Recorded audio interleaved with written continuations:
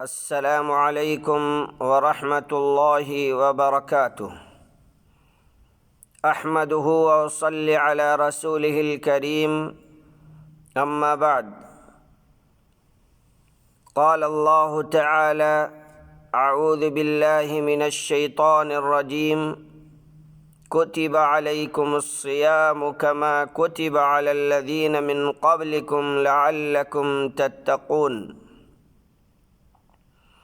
محترم اسلامی بھائیوں، اس وقت ہم رمضان المبارک کے سائے میں خوشگوار زندگی بسر کر رہے ہیں۔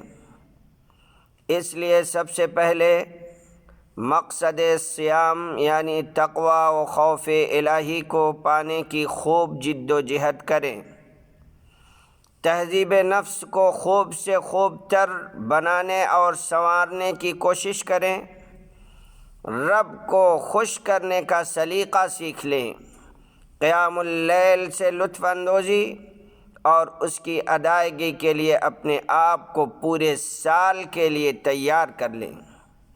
تلاوت قرآن کا وہ مزہ جس کی مثال نبی اکرم صلی اللہ علیہ وسلم نے اترجا سے دی ہے، جو عرب کا ایک لذیذ پھل ہے جس کی خوشبو بھی اچھی اور مزہ بھی خوب اور پاکیزہ ہوتا ہے،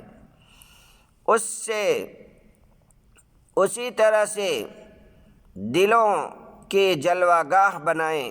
تلاوت قرآن سے روح کی تسکین اور زندگی کو پاکیزہ بنا لیں۔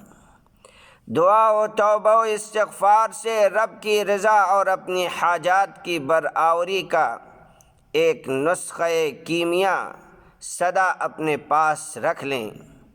غریب و مسکینوں کی بھوک و پیاس کا تجربہ ہو جائے اور اس سے ہمدردی اور پیار کو بڑھا کر ان کی غمخواری اپنے اندر پیدا کر لیں، اور یہ سب اسپرٹ رب سے ملاقات اور اس کے ہاتھوں انعام حاصل کرنے کے شوق سے بیدار ہو جائے۔ باب الریان سے نام پکارے جانے کے جذبے سے ہو۔ صیام و قرآن رب سے آپ کے لیے سفارش کریں گے، اس حوصلے سے ہو۔ قیام و صیام سے پچھلے ایک سال کے گناہ کی معافی کی تڑپ کے ساتھ ہو۔ اسی طرح سے اس صوم کا بدلہ صرف اور صرف جنت ہے۔